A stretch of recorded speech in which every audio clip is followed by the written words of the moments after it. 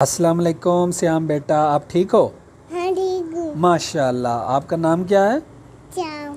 और आप स्कूल जाते हो? हाँ घर जाता हूँ। स्कूल जाते हो और नाश्ता करते हो?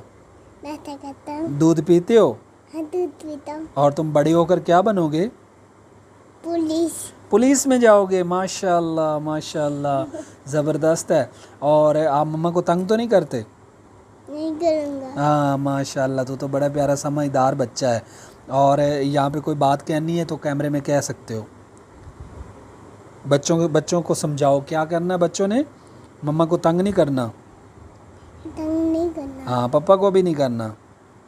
सिर्फ वो पैसे लूँगा चीज की। हाँ, सिर्फ पैसे लूँगा चीज़ के लिए और कोई तंग नहीं करना। ये तो बिल्कुल, ये तो तुम्हारा हक है।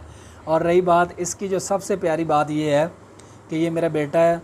और मैं जब सुबह जाने लगता हूँ अपने बिज़नेस पे, अपने कारोबार में, तो घर से मैं निकलता हूँ तो ये मेरे से पीछे दौड़ के आता है और मुझे बड़े प्यार से आधी उर्दू और आधी पंजाबी में कहता है, आज चुम्मी नहीं देनी थी आपने।